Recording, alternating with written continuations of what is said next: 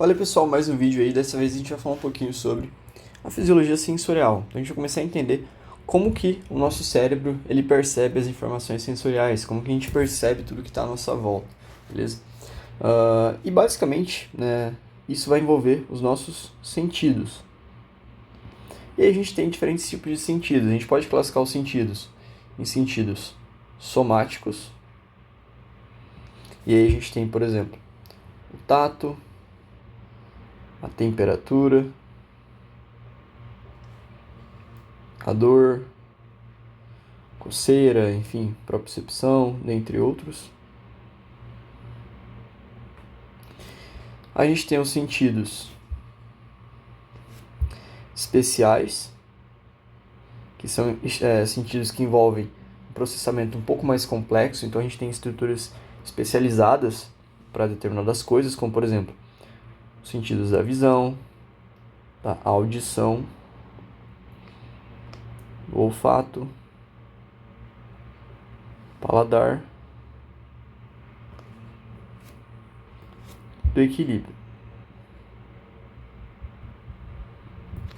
E a gente também tem os sentidos viscerais, que vão levar informações que vêm das nossas vísceras. E a gente não tem controle. Tá? Então essas informações viscerais, elas são chamadas de informações inconscientes, certo? Mas basicamente seria isso em relação aos sentidos. E aí como que é organizado o nosso sistema nervoso central para a gente conseguir interpretar todas essas informações? Então a gente tem os sentidos somáticos, né? Então, por exemplo, sentidos de tato-pressão. Vamos colocar aqui o tato-pressão. Então, eu tenho lá um estímulo de calor. Esse estímulo de calor é captado por receptores.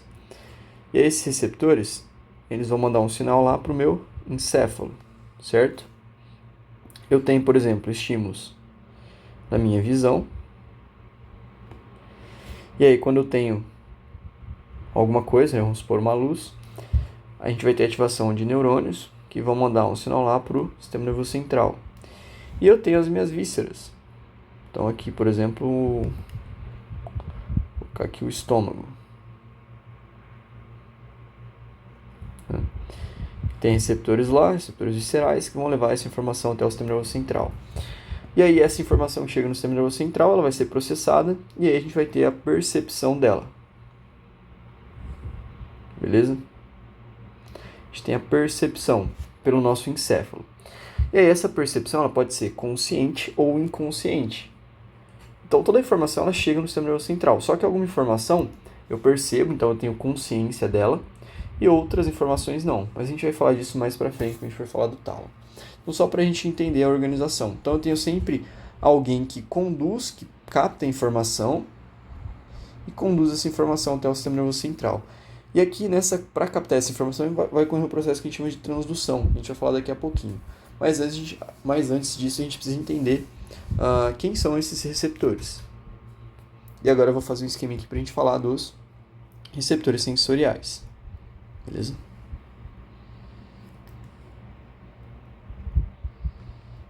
Receptores sensoriais. Bom, eu fiz uma pausinha no vídeo, fiz um desenho aqui rapidinho para a gente não perder muito tempo. E aí a gente já vai começar. Então, os receptores sensoriais, eles podem ser classificados de várias formas, né, em relação ao lugar que eles estão, em relação à estrutura deles e o tipo de estímulo. Tá? Então, em relação à estrutura, a gente vai ter esses três tipos de receptores, então, em relação à estrutura deles. Então, a gente tem as terminações nervosas livres,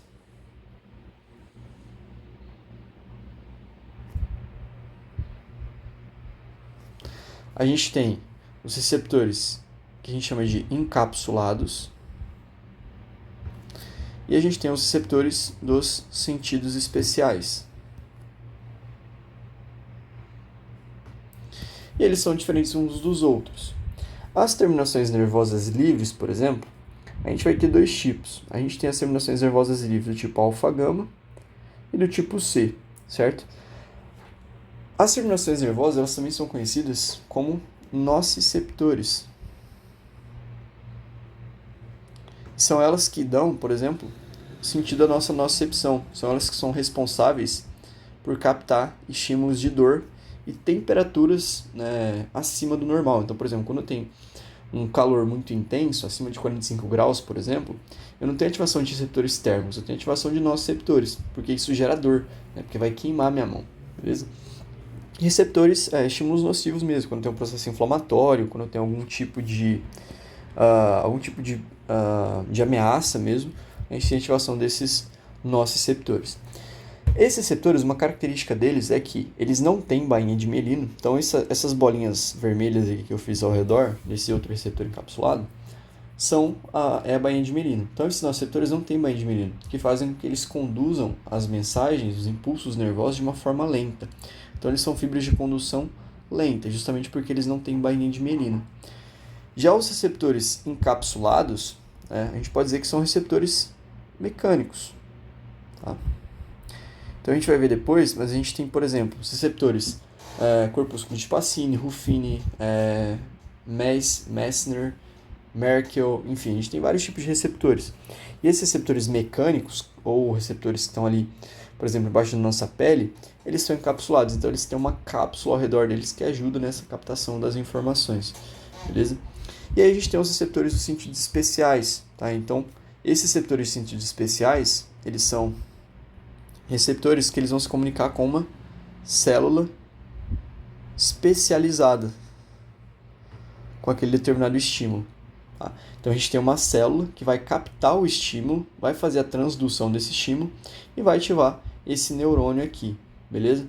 Então isso aqui são neurônios aferentes, tá? Que funcionam como receptores, beleza? Por que receptores? Porque eles recebem uma informação, eles captam uma informação sensorial e aí eles conduzem essa informação até um outro neurônio que vai conduzir lá para o sistema nervoso central, beleza? De modo mais geral assim. Então basicamente seria isso. Agora, eu também posso classificar esses receptores em relação ao tipo de estímulo que eles captam. E aí a gente tem receptores que captam estímulos químicos, a gente chama de quimiorreceptores. Tá? Que são, por exemplo, os receptores de olfação, de olfato, de paladar. Né? Aí a gente tem os receptores térmicos, que são os termorreceptores.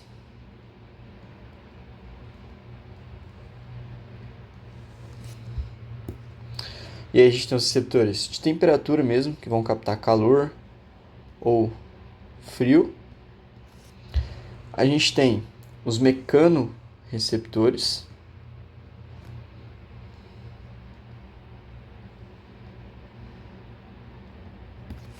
que vão captar estímulos mecânicos. Então, por exemplo, receptores de tato-pressão, receptores de vibração, até mesmo os próprios receptores, pode ser que se enquadrem aqui. Né? E aí a gente tem os fotorreceptores. E aí a gente pode enquadrar, por exemplo, os receptores da visão. A gente encontra eles em outros locais, mas mais predominantemente na visão. Tá? E a gente tem os próprios receptores, que são aqueles que captam o estímulo, o estiramento muscular, a tensão muscular, enfim. Só que aí a gente tem vários tipos de proprioceptores, né? O órgão tendinoso de Golgi, o fuso muscular, isso aí a gente fala mais na fisiologia muscular, beleza? Mas de modo geral, essas são algumas das classificações que a gente encontra em relação aos receptores. Agora, eu falei bastante de uma coisa que é a transdução. O que é a transdução que esses receptores fazem? Tá? Isso é um termo importante. Então, a transdução que eu falei, nada mais é do que você fazer a conversão de um estímulo mecânico ou de um estímulo químico, né, de alguma coisa assim, de um estímulo, né, sensorial, qualquer estímulo que seja, em um estímulo elétrico, ou seja, em um potencial de ação. Beleza? Então imagina assim, vamos supor que eu tenho lá minha mão. E aí, alguém colocou um alfinete lá, tocou na minha mão com um alfinete. Se eu der um zoom aqui, eu tenho um cenário mais ou menos assim, né? A gente tem lá um receptor grandão, a gente tem uma área, né? Campo receptivo, que a gente fala daqui a pouquinho, mas eu tenho lá um receptor, certo? Quando esse alfinete toca a minha mão, eu vou ter o quê? Um estiramento aqui, né, desse tecido, eu vou ter ativação desse receptor. E aí eu vou ter um processo de transdução, que pode ocorrer, por exemplo, a partir da abertura de canais de sódio. Então vai abrir canal de sódio, ou pode abrir, sei lá, um canal de cálcio, né? Enfim. Pode ter ativação, né, de uma proteína, que vai ativar um mensageiro intracelular, uma via de segundo mensageiro. Tá? Então esse processo a gente chama de transdução. Então é a conversão de um estímulo, seja qual for esse estímulo, né, calor, frio, toque, olfato, paladar, em um potencial de ação. E aí esse é o nome que a gente dá, transdução. Tá? Então basicamente como que vai acontecer essa transdução? Pela abertura, né, de canais iônicos, a gente pode ter abertura de canais ou vias, né, de segundo mensageiro, basicamente. Beleza? Bom, e agora a gente vai falar de um outro tópico que é um pouquinho mais complexo, que é o campo receptivo do neurônio sensorial.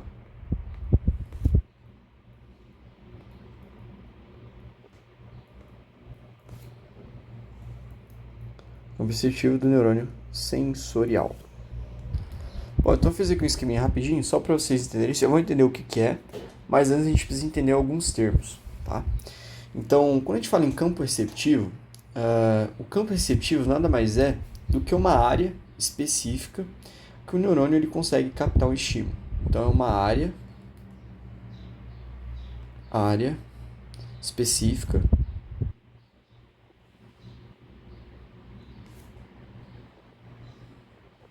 que o neurônio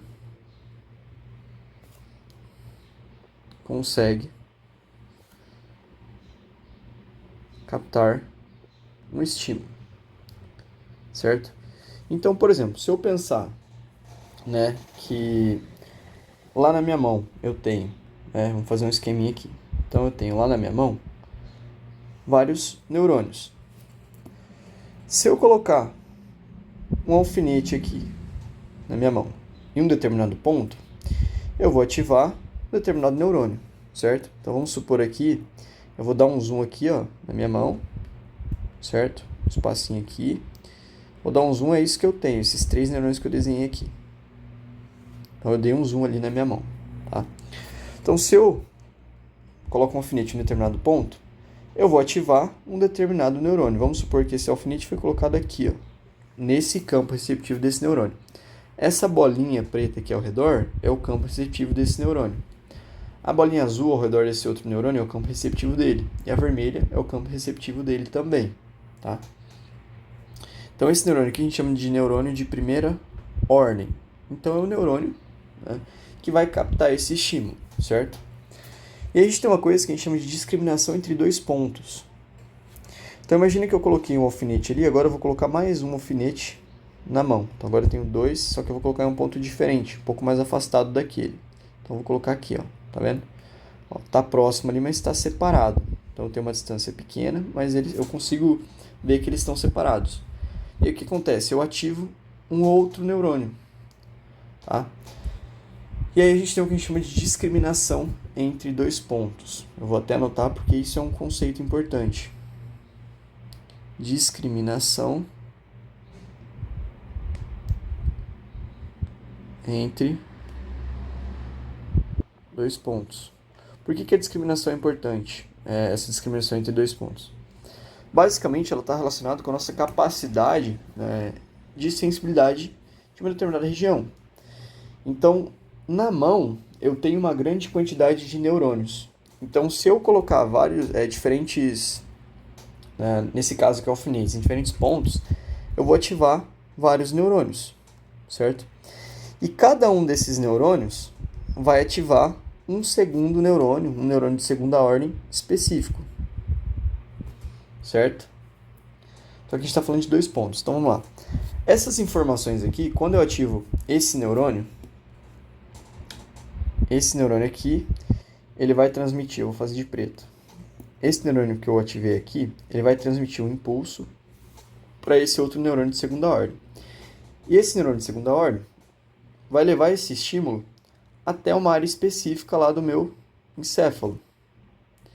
E aí, meu encéfalo, lembra que a gente tem um caminho por onde passam as informações sensoriais.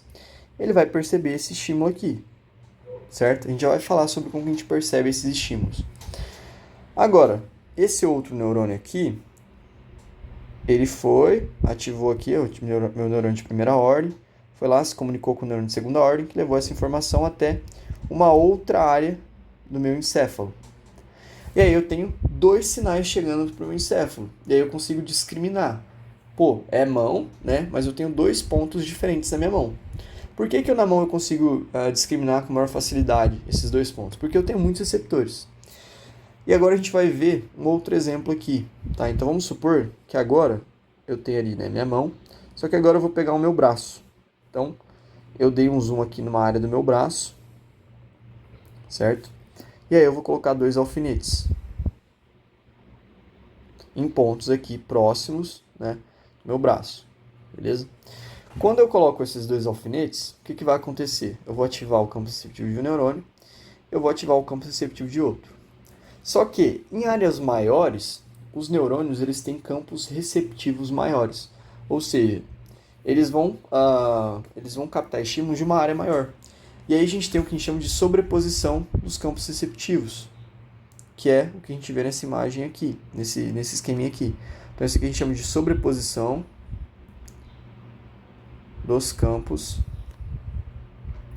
receptivos. Então tá um em cima do outro, certo? E aí, esses neurônios de primeira ordem, o que acontece? Vai acontecer, nesse caso, quando a gente fala de áreas maiores, uma convergência das informações sensoriais. Vocês lembram o que é convergência? A gente falou disso lá no princípio. É um princípio, né, de fisiologia do sistema nervoso, mas basicamente na convergência, eu tenho isso aqui, eu tenho vários neurônios estimulando um neurônio só, que é esse neurônio de segunda ordem. Então a gente vai ter o que a gente chama de somação dos estímulos, tá? Então esse mecanismo aqui é um mecanismo que a gente chama de convergência. Então eu tenho, por exemplo, aqui nesse caso, 3 neurônios mandando um sinal para um estímulo só, 2 neurônios mandando um sinal para um estímulo só, certo? E aí a gente tem a somação dos impulsos. Então todos esses neurônios, eles vão liberar potenciais de ação e tal, e vão ativar esse neurônio de segunda ordem. E esses impulsos vão ser somados, para que a gente alcance o limiar e tal, toda aquela coisa, tá? E aí o que vai acontecer? Esse neurônio de segunda ordem vai mandar um sinal para o meu sistema nervoso central. E aí meu sistema nervoso central vai interpretar esse sinal como sendo de um estímulo só. Por quê? Porque eu tive a conversão. Então, ó, se a gente for comparar esses dois, qual que é a diferença, né? O que seria essa discriminação de 2 toques? Entre dois pontos. Aqui, ó, nessa imagem que eu coloquei o número 1 aqui, ó, 1 e 2.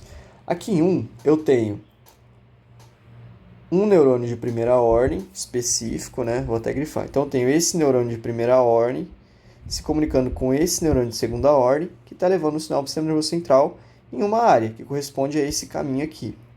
E aí eu tenho esse outro neurônio de primeira ordem se comunicando com outro neurônio de segunda ordem, levando a informação sensorial até um outro ponto específico. E aí eu tenho 2 sinais chegando no sistema nervoso central. Aqui, quando a gente fala, né, de áreas maiores, a gente vai ter esse neurônio aqui sendo ativado e se comunicando com o neurônio de segunda ordem. E a gente vai ter outros neurônios sendo ativados e se comunicando com o mesmo neurônio de primeira ordem, de segunda ordem. E esse neurônio de segunda ordem, que está lá na medula, ele vai levar, como ele recebeu o estímulo dos 2 que foram ativados, ele vai levar um estímulo só lá para o meu sistema nervoso central. Então eu tenho, aqui nesse caso em 2, eu tenho vários caminhos convergindo em um só. Então só vai chegar um estímulo. E é o que acontece quando eu pego 2 alfinetes e coloco em uma região do braço próximos ali um do outro, né? Numa distância ali, se eu não me engano, de 20 milímetros, né? A gente interpreta como um toque só. Nas costas também acontece isso, então se eu colocar 2 alfinetes a uma distância ali de 20 milímetros um do outro nas costas, por mais que eu aperte, né, toque em 2 lugares diferentes, o meu sistema nervoso central ele vai interpretar como um estímulo só, como um sinal só, tá? Porque a gente não tem essa discriminação entre 2 pontos, diferentemente da mão, tá? E novamente, por que na mão acontece isso? Porque na mão a gente tem muito mais receptores sensoriais do que no nosso braço, por exemplo, tá? A gente tem muito mais receptores sensoriais do que nas costas, por exemplo. E aí a gente vai falar disso quando a gente for ver o homúnculo do sistema nervoso sensorial. Então o homúnculo ele é aquele bichão que ele tem um cabeção gigantesco, umas mãozonas bem grandes e um corpo, um tronco pequenininho, certo? Porque ele está relacionado com a representação sensorial ali do nosso corpo no córtex. Então esse aqui eu acho que é uma coisa um pouquinho mais complexa, mas nada assim muito difícil de entender. Eu espero que tenha dado para compreender, beleza? Então isso que é a discriminação entre dois pontos. E aí, continuando, agora a gente vai falar sobre o sistema nervoso central e a integração sensorial. E eu vou fazer um esqueminha aqui para a gente adiantar. Bom, beleza, fiz um esqueminha aqui para a gente dar uma contextualizada nisso, tá? Então, quando a gente fala da integração sensorial, nada mais é do que como que esses estímulos sensoriais eles são integrados, eles chegam ao sistema nervoso central, beleza? Então, aqui eu fiz um esqueminha, né? Então, aqui a gente tem, né, o encéfalo, certo? Aqui em vermelhinho a gente tem o tálamo. Aqui em azul, o córtex, o somatosensorial. Até escrever algumas estruturas para a gente não se perder depois. Então, a gente tem aqui o córtex, somatosensorial, certo? Esse Tzinho aqui é de tálamo, tá? Não esquece. Aqui a gente tem região de tronco encefálico. Então, a gente tem mesencéfalo. Vou fazer aqui. Mesencéfalo, ponte e o bulbo, tá? Então isso aqui corresponde ao tronco cefálico. E aqui a gente tem a medula. Aqui atrás está o cerebelo, tá? Então M aqui de medula, cerebelo. E aqui a gente deu um zoom na medula. Aqui a gente tem os gânglios da raiz dorsal. Vou colocar aqui gânglios dorsais, que é para onde vai chegar o sinal sensorial. Basicamente seria isso, beleza? E aí a gente vai ter vários tipos de estímulo. Então eu tenho, por exemplo, os estímulos auditivos, e aí finge que isso aqui é um ouvido. Eu vou escrever, tá? Então a gente tem audição. A gente tem a visão. A gente tem o equilíbrio.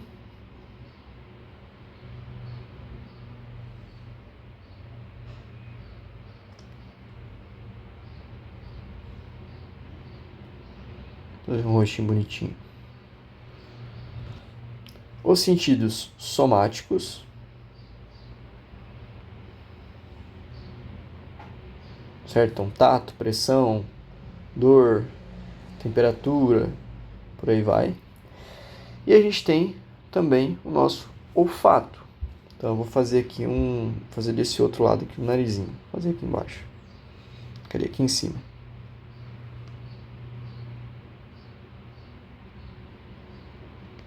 A gente tem o olfato.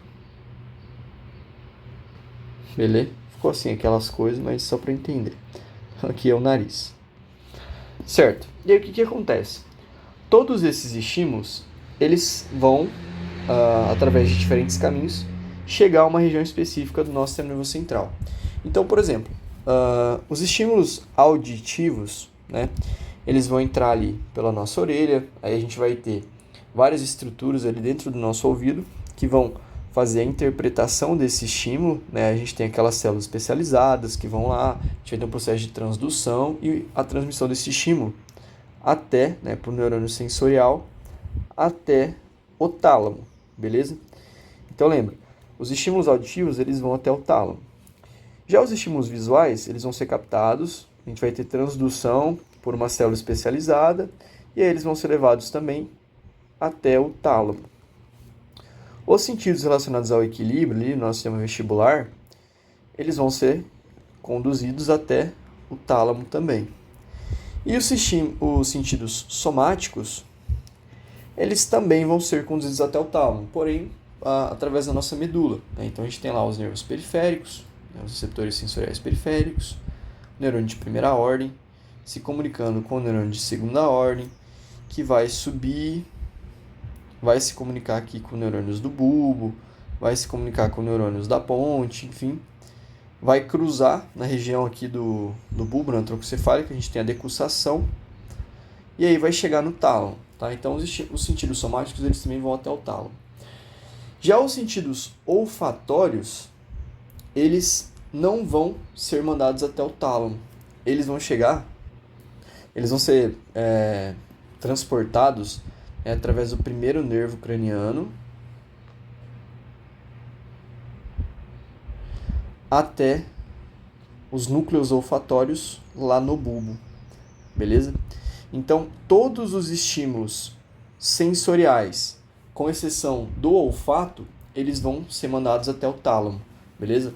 O olfato, como ele é um sentido especial primitivo, ele tem uma região específica lá no bulbo, que chama bulbo olfatório, né, que seria ali o córtex olfatório. Então, as informações relacionadas ao olfato vão para o bulbo. As outras, a informação relacionada à audição, visão, equilíbrio e os sentidos somáticos vão todos para o tálamo. Agora, por que todas as informações sensoriais elas vão para o tálamo, né? Qual que é a função do tálamo? E aí, quando a gente fala do tálamo, o tálamo é uma estrutura que ele fica lá bem profundo, bem no meio do nosso encéfalo, que ele tem algumas funções importantes. Então, o tálamo, a gente pode dizer que ele é como se fosse a porta de entrada de todos os estímulos sensoriais que são mandados para o nosso encéfalo. Então, ele é como se fosse recepcionista. Tudo passa por ele. E aí ele vai e ele fala, você vai por aqui, você vai por ali, e por aí vai, certo? Então, todo estímulo chega no tálamo, e aí do tálamo, alguns estímulos vão para outras áreas, e alguns estímulos eles podem ficar ali. Tá? Então, tudo passa por ele. Vou colocar aqui, tudo passa por ele, exceto um estímulo, que é o olfato, certo? E aí a gente começa a entender a função do tálamo. O tálamo, a gente pode dizer que ele vai fazer um papel também de filtrar os estímulos sensoriais e ignorar alguns estímulos. Principalmente com base na atenção que a gente dá a esses estímulos. E já eu vou dar exemplo para a gente contextualizar. Mas, basicamente, o tálamo ele vai estar relacionado, né, para a gente perceber um estímulo, a gente tem uma coisa que a gente chama de limiar perceptivo.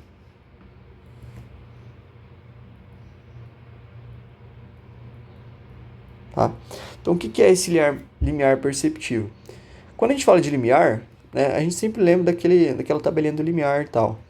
Então, para um estímulo ser percebido, ele precisa ter uma intensidade grande o suficiente, né, para que ele atinja um determinado limiar. E aí a gente vai ter, né, a passagem desse estímulo ali, a chegada desse estímulo até uma área específica, e aí ele seja percebido, certo?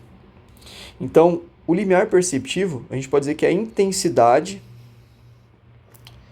necessária para o estímulo se tornar consciente.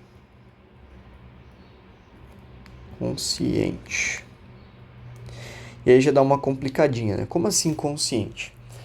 Pensa assim, nesse momento você está estudando, certo? Então eu acredito que você esteja assistindo o vídeo aqui e tal. Só que ao seu redor você não percebe, mas tem vários estímulos, né, que estão chegando para você. Então se eu falar para você agora, presta atenção no seu pé tocando no chão. Você nem lembrava que você tinha pé, porque você está focado aqui no vídeo, está assistindo o vídeo e tal. Só que agora você está prestando atenção no seu pé tocando o chão, certo? Por quê? Porque você voltou a sua atenção para o seu pé. Agora, esse estímulo do seu pé tocando no chão, ele já estava chegando lá no seu sistema nervoso central. Você já tinha essa percepção do sistema nervoso central, só que de uma forma inconsciente, ou seja, você não tinha consciência que o seu pé estava tocando no chão. Aí eu fui e falei, presta atenção no seu pé tocando no chão. Aí você passou a ter consciência desse estímulo. E como que isso acontece? Isso acontece por modulação de neurônios ali no tálamo, certo? Então imagina assim, você tem visão, você tem audição, você tem olfato, você tem paladar, você tem sentidos somáticos. Tudo isso aqui está sendo mandado para o seu encéfalo 24 horas por dia, certo? Só que você não tem como você ter consciência de tudo isso ao mesmo tempo. Então, parte desses estímulos, eles são interpretados, eles ficam inconscientes. Então, a gente não precisa saber. Inconscientes. Já os estímulos mais importantes, eles vão para a nossa consciência. Eu acho que eu tô com dúvida aqui desse S aqui, errozinho aqui, eu não sei se tem ou não. Então, eu vou deixar assim, tá? Mas assim, gramática não é muito comigo, meu negócio é mais fisiologia. Então, qualquer coisa vocês consideram. E a gente tem a consciência, que tá meio estranho. Consciência ou consciência? Eu não lembro exatamente, então vai ficar assim. Beleza. E aí, inconsciente é aquilo que a gente não percebe, certo? E consciente é aquilo que a gente tem percepção. E aí, para onde esses estímulos, né? Se a gente vai ter consciência deles ou não, vai depender justamente disso, dessa modulação feita pelo tálamo, certo? Então, alguns estímulos ele permite passar e chegar ao córtex e outros não. Por isso que ele funciona como uma porta de entrada. Pode ser que essa porta esteja fechada para algum estímulo e aí ela se abra, beleza? Então, a gente tem isso aqui é como se fosse uma bomba sensorial. Então, a gente tem vários sensores. Então, isso aqui é uma bomba sensorial. Que vai chegar onde? Vai chegar no tálamo. E aí aqui no tálamo a gente tem vias inibitórias modulatórias. Então a gente tem neurônios que saem de outros lugares do nosso encéfalo e eles vão inibir aqui neurônios do tálamo para impedir com que todos esses sinais cheguem à nossa consciência ao mesmo tempo, certo? Porque se tudo isso chega ao mesmo tempo, a gente não ia conseguir prestar atenção em nada. Então agora você está estudando aqui, você está tendo esses estímulos de visão, de audição, né, chegando ali, você tem consciência deles. Por isso que você está assistindo meu vídeo e está me ouvindo falar, certo? Agora, os estímulos somáticos, então você falar para você, presta atenção, né, nas suas costas tocando a cadeira, né, que você está sentado, se você estiver sentado numa cadeira. E aí você vai começar a perceber, né, realmente, poxa, minhas costas estão encostando na cadeira e tal, é meio macio, enfim. Você já tinha essa percepção, mas estava sendo, né, tinha uma inibição uma inibição aqui sendo modulada por outras áreas. Então esse estímulo não estava chegando à sua consciência. Eu acho que deu para entender, tá? Então basicamente é isso.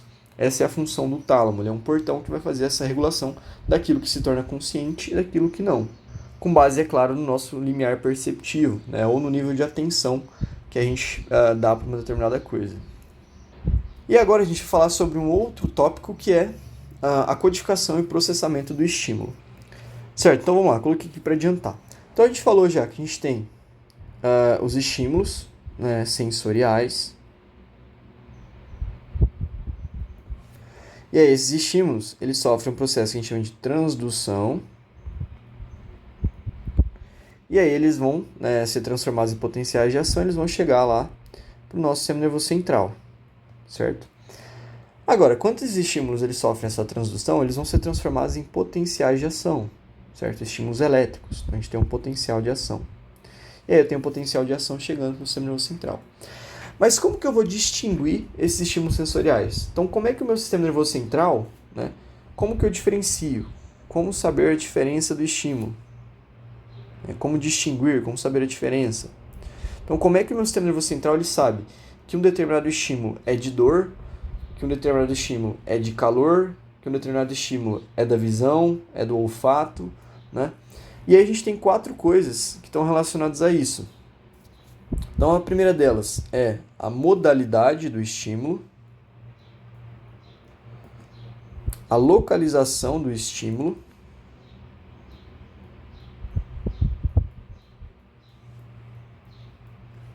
a intensidade do estímulo e a duração do estímulo.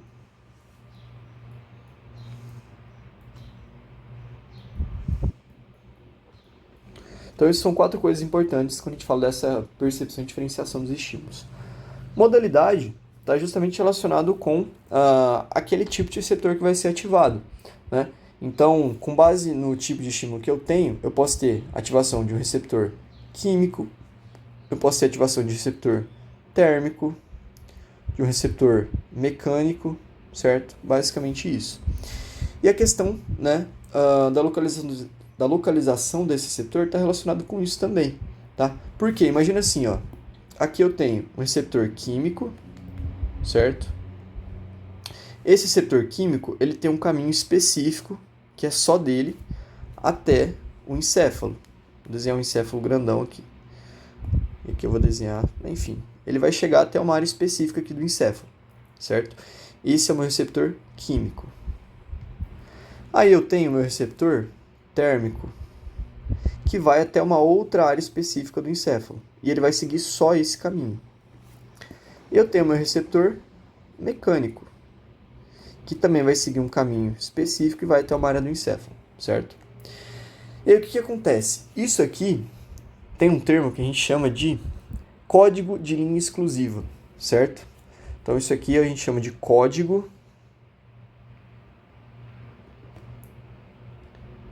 de linha exclusiva. Então imagina assim, é como se fosse um fio elétrico. Cada fio elétrico, os neurônios eles vão formar como se fosse um fio elétrico. Cada fio elétrico vai levar informação de um determinado receptor. Então eu tenho um receptor para uma sensação.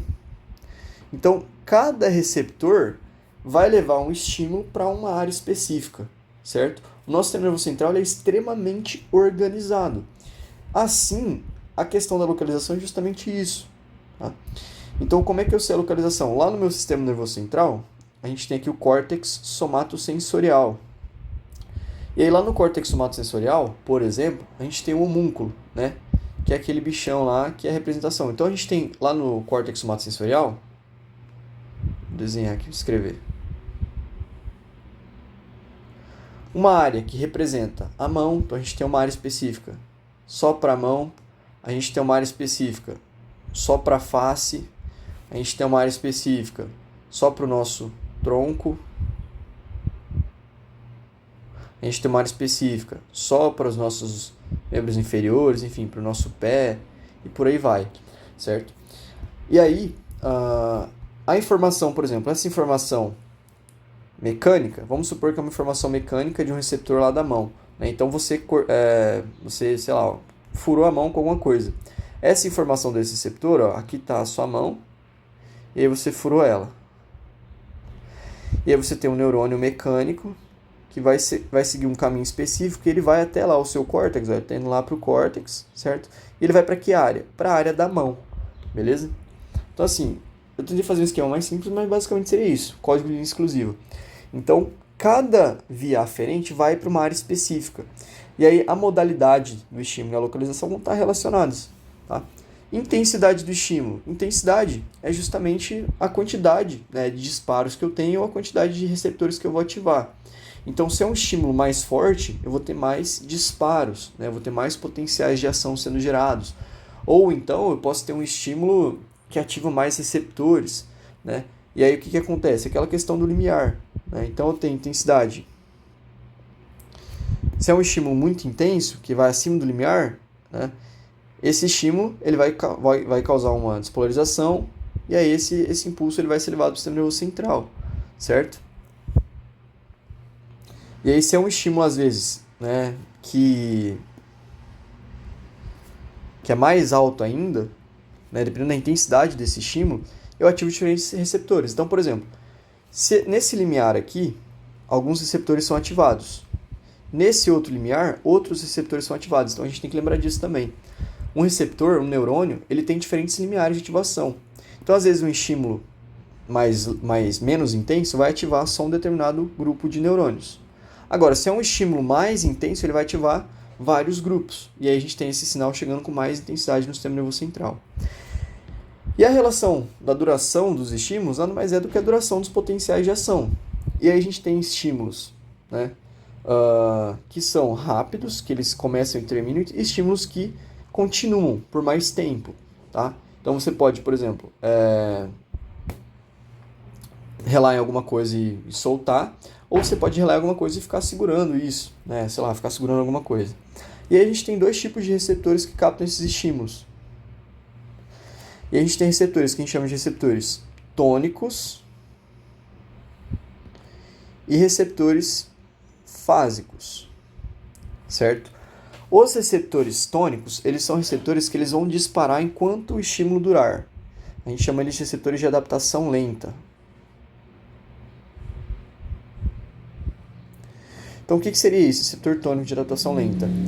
Ele vai disparar, quando eu falo disparar um potencial de ação, enquanto houver o estímulo. Certo? E eu vou pegar um exemplo aqui. Então, a gente tem lá nosso coração, Isso aqui finge que é a carótida, tá? Lá na carótida a gente tem os baroreceptores, que são os receptores de pressão arterial. Os quimiorreceptores, na verdade, né? Não, deixa eu pegar outro exemplo. Não, pode ser esse mesmo, tá? Então a gente tem lá os baroreceptores, por exemplo. Então aqui eu tenho um baroreceptor, né? E esse baroreceptor, o que ele vai fazer? Ele vai captar informação relacionada à minha pressão arterial, certo? Se eu tenho uma diminuição da pressão arterial, esse receptor ele vai ficar sendo ativado. E ele vai fazer o quê? Ele vai ficar disparando aqui, né, potencial de ação e mandando estímulo para o meu sistema nervoso central. E o que vai acontecer? O meu sistema nervoso central, a gente vai ter, dependendo da pressão, a gente vai ter ali a ativação do meu eixo renina, angiotensina, aldosterona, que vai fazer o quê? Vai fazer a minha pressão aumentar. E aí, quando a minha pressão aumenta, eu paro de ter ativação desse receptor, certo? Agora, se a minha pressão ela não aumenta, se a minha pressão continua baixa, eu vou continuar tendo o quê? O estímulo desse receptor, beleza? E por que isso é importante? Porque se a minha pressão fica muito baixa, ela não sobe nunca, né? Se eu não tiver um mecanismo para aumentar essa pressão, pode ser que a pessoa morra, né, por conta disso. Pode ter alguma complicação, alguma outra coisa relacionada a essa diminuição da pressão, certo? Pode desmaiar, por exemplo. Agora, imagine se esse receptor ele se adaptasse ao estímulo, como acontece nos receptores fásicos, né?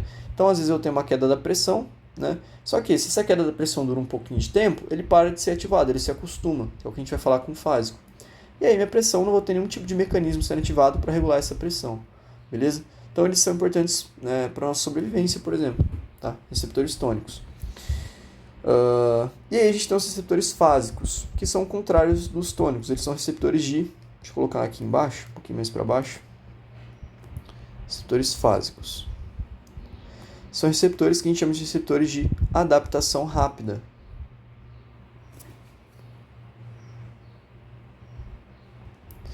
E aí esses receptores de adaptação rápida, eles vão parar de disparar, né? Então eles param de disparar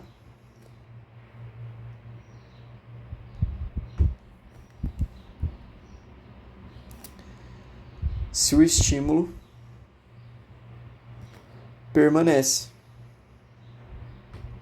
Então é como se eles ignorassem aquele estímulo, certo? Um exemplo disso aqui, né? Lembra do olfato? Então a gente tem lá, né, o narizão lá, esse aqui agora aparece mais. Lá no nosso nariz a gente tem receptores específicos, tá? A gente tem receptores dos sentidos especiais lá e tal. Aí vamos supor que você vai e usa um perfume. Então você passou um perfume, né? Você vai lá, borrifou um perfuminho lá, ó. Tô caprichando hoje, hein? Tô tentando melhorar aí nos desenhos, mas enfim. Você foi lá, apertou o borrifador lá e espirrou um perfume, certo? O que acontece? Aquelas partículas elas vão entrar lá no seu ouvido, aqui a gente vai ter aquelas células especializadas, lembra? Que vão se comunicar lá com o neurônio. E aí ele vai mandar um sinal lá para o seu encéfalo, tá? Bem desproporcional aqui. E aí você vai perceber aquele estímulo.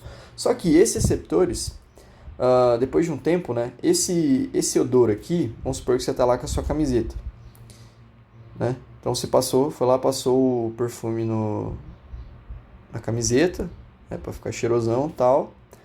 E aí essas moléculas de perfume elas ficaram na sua camiseta e a sua camiseta ela tá cheirosa, né, por causa do perfume. Só que na hora que você passa o perfume, você sente. 5 minutos depois, você já não sente mais aquele cheiro do perfume. Por quê? Porque esses receptores aqui, que antes eles estavam sendo ativados, depois de um tempo eles se adaptam com aquele estímulo, com aquele cheiro. E aí você para de sentir esse cheiro, certo? Aí você vai em algum lugar, sei lá, abraça uma pessoa. E essa pessoa fala, nossa, mas que cheiroso, né? Por quê? Porque ela sentiu aquele cheiro ainda está em você. Você não sente ele, por quê? Os seus receptores do olfato já se adaptaram, são receptores fásicos, então eles já se adaptaram com aquele estímulo, né, mesmo que o estímulo permanecesse ali. Só que aquela pessoa não, ela teve contato com aquele estímulo. E aí, se ela ficar próxima de você por um período de tempo, ela vai parar de sentir aquele cheiro. Por quê? Porque os receptores dela também vão se acostumar, beleza? Então, basicamente, seria isso em relação a essa questão do olfato. Tá? E aí, pra gente fechar, tem mais uma coisinha que a gente precisa falar, que é a questão das vias somáticas. Então, a gente vai falar sobre as vias somáticas. Vou fazer um esqueminha aqui e aí a gente já volta. Bom, então vamos lá. Você já deve ter ouvido falar, provavelmente, que toda informação sensorial, ela chega, né, ela se cruza em algum ponto, né? Então, por exemplo, o lado direito, imagina que a gente está vendo uma visão posterior do encéfalo, tá? Então a gente está vendo de uma visão anterior, na verdade. Então, a gente está tendo aqui uma visão anterior. Então aqui eu tenho, ó, o que seria meu tronco encefálico. Aqui eu consigo ver o cerebelo. Ali eu tenho, né, o meu encéfalo em si. E aqui eu tenho a minha medula, né, que eu dei um zoom ali. Continuação da medula aqui, pá, dei um zoom. Beleza. E aqui no meio eu tenho uma linha, né, um traçado aqui em vermelho pontilhado, que seria a metade, né, uma linha mediana, que separa no meio os dois lados, certo? E o que acontece? Aqui na região do tronco encefálico, a gente vai ter a decusação das pirâmides, mais especificamente no bulbo, certo? Então a gente tem aqui tronco encefálico, a gente tem mesencéfalo, a gente tem ponte, a gente tem bulbo. Então mais ou menos aqui na região do bulbo a gente vai ter a decussação, né, aí das pirâmides, que nada mais é do que quando a gente vai ter o cruzamento das informações que vêm da direita vão para a esquerda, da direita da direita vai para a esquerda, da esquerda vai para a direita, tá? Enfim, vocês vão entender isso agora, tá? Mas vamos lá, basicamente. E aqui a gente tem uma representação do córtex somatosensorial, beleza? Então tá aqui, córtex somatosensorial. Vou fazer um esqueminha dele pra gente ver o homúnculo lá, que aquela hora eu fiz meio feio. Beleza, então aqui no córtex somatosensorial a gente tem o homúnculo. Então eu peguei aqui do livro um desenho e fica mais bonitinho. Tá? Que é aquele homenzão que eu falei lá. Beleza? Então vamos lá. Basicamente a gente tem duas vias principais que são vias sensoriais. Tá? Então a gente vai ter aqui uma via para propriocepção, para vibração. Então aqueles estímulos táteis, né? Tato, pressão, vibração, propriocepção, enfim. Tá? Esses estímulos eles são captados aqui na periferia. A gente tem o neurônio de primeira ordem, que vai se comunicar com o neurônio de segunda ordem lá na parte posterior, lá no corno posterior da nossa medula, certo? Da substância cinzenta ali da medula. E aí a gente vai ter uma via, que a gente chama de via espinotalâmica, que vai levar esse estímulo, né? Só que aqui antes vai passar pelo bulbo aqui, região do tronco cefálico. A gente vai ter a comunicação com o neurônio de terceira ordem. E esse neurônio de terceira ordem vai cruzar essa linha média, vai fazer a decussação e vai falar com o neurônio lá no tálamo, beleza? Então, basicamente, essa é a via sensorial para os estímulos de propriocepção, a vibração, estímulos mecânicos, aqueles estímulos dos nossos receptores sensoriais, tá? Então, a gente vai ter a decussação desse estímulo lá na região do tronco encefálico. Do tálamo, essas informações vão ser mandadas até o córtex somatosensorial. E aí lá no córtex somatosensorial, lembra que a gente tem a nossa representação.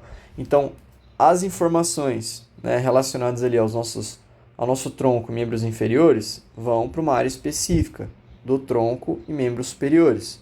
As informações que vêm ali da nossa mão vão para uma área específica da mão. As informações da face vão para uma área específica da face. As informações da língua, por exemplo, vão para uma área específica ali da língua, tá? E aí a gente vai ter a nossa percepção, tá? Então, o córtex somatosensorial, o que ele faz? Ele reconhece a origem, né, desses tratos ascendentes, que são esses neurônios que levam informação da periferia para ele, para o sistema nervoso central. Tá? E aí lá a gente vai ter uma área para cada um desses tratos, para cada uma dessas vias, beleza? E aí a gente tem, por exemplo, os neurônios da dor, né? A gente tem a via da nocicepção, que é uma via diferente. Então as vias sensoriais, elas vão, né, como a gente falou, de tato, discriminação, propriocepção e vibração. Né? Eu esqueci de colocar aqui a questão do tato, então a gente pode colocar aqui tato, propriocepção e vibração. Elas vão seguir esse caminho e vão fazer decussação lá no bulbo, tá? Então vamos anotar aqui, então, decussação no bulbo. Já essas vias nociceptivas, a gente vai ter um neurônio de primeira ordem se comunicando com o neurônio de segunda ordem lá na parte do corno anterior da medula, na parte ventromedial, corno anterior da medula.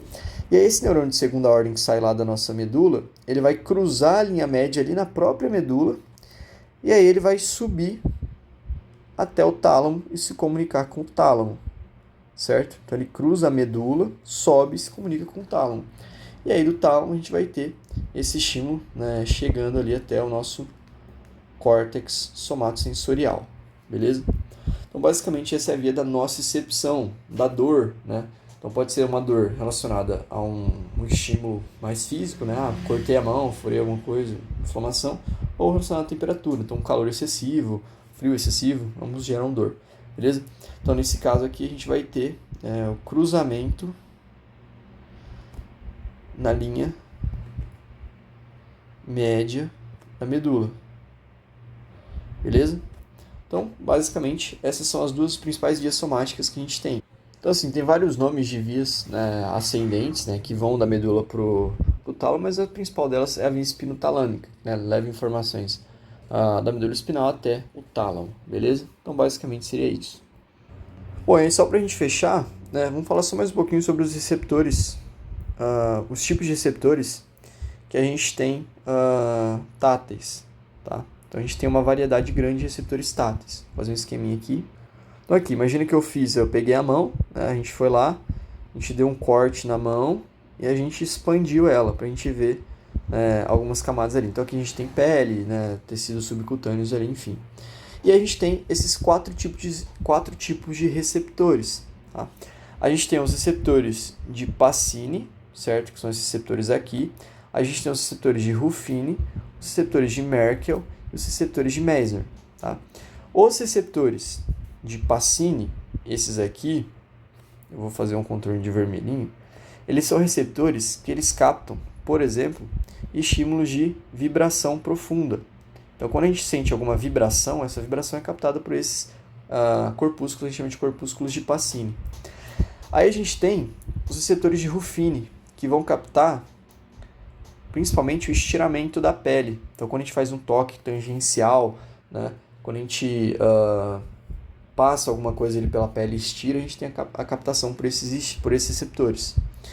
Os receptores de Merkel são receptores que eles captam principalmente texturas, né? Então, objetos que têm ponta, objetos que têm texturas diferentes, né? Então, quando a gente passa a mão na grama ou na areia, enfim, a gente consegue identificar diferentes texturas. E os de Meissner são receptores de toque leve, tá? E aí, por que eu falei desses receptores? Eles são importantes porque esses receptores em conjunto, eles vão dar muitas características importantes, né, para a nossa sensibilidade, principalmente na pele, tá? Então, a sensibilidade, a gente pode dividir ela em dois tipos. Então, a gente tem a sensibilidade superficial e a gente tem a sensibilidade profunda. A sensibilidade superficial, a gente chama ela de protopática. E a sensibilidade profunda de epicrítica. A protopática, que é mais superficial, está relacionada com estímulos, né? Como, por exemplo, a dor. Então, a gente tem ali os nossos receptores. Ah, esqueci de mostrar aqui, ó. Esse aqui, ó. Esse azul é o nosso receptor, pô. Como é que eu esqueci dele? Nosso receptor, que é o receptor da dor, beleza? Então, essa sensibilidade protopática vai captar, por exemplo, estímulos de dor, estímulos de tato leve, né? Então, quando a gente tem alguma coisa bem leve, por exemplo, uma pena passando pelo seu braço, né? Você tem um tato leve. E também estímulos de temperatura, então calor, frio, isso está relacionado com a nossa sensibilidade superficial. A sensibilidade mais profunda, ou também chamada de epicrítica, está relacionado, por exemplo, com aquela questão do tato-pressão, então toques mais fortes ali, quando a gente tem uma pressão mesmo. Tá? Uma capacidade, a gente chama de capacidade de estegnosia. O que é estegnosia? É você reconhecer objetos com as mãos. Então, por exemplo, se você está com os olhos fechados e alguém te dá um celular para você segurar, fala assim, identifica o que é. Ou então eu pego e dou uma escova de dente, fala, tenta identificar o que é sem olhar. você vai, toca, passa a mão naquele objeto, e se você já teve contato com ele antes alguma vez, você vai lembrar dele. Isso é uma capacidade que a gente chama de estegnosia. E aí, em algumas vezes, a pessoa perde essa capacidade, quando ela tem uma perda de sensibilidade profunda. Tá?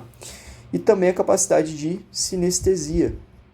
Então, o que é sinestesia? Sinestesia é você conseguir identificar o seu membro dentro do espaço, né, onde que ele está, ter a percepção do seu membro no espaço. Então, por exemplo, você pode pegar a mão de um paciente, né, e aí você levanta o braço dele. E você fala, seu fulano, o que eu fiz com o seu braço? Ah, você levantou meu braço. Né? Então, ele tem uma boa cinesia. Ah, e agora, o que eu fiz com o seu braço? Ele fala, você não fez nada. Né? Ele não tem aquela percepção de que você levantou o braço dele. Isso é uma acinesia. Tá? Então, isso aqui está relacionado com o quê? Com esses receptores aqui. A sinestesia com outros receptores também, que são aqueles próprios receptores, que a gente vai falar na fisiologia muscular. Tá? E aí a gente tem fuso, a gente tem o OTG, a gente tem corpúsculos de Pacini e Ruffini nas células também, tá?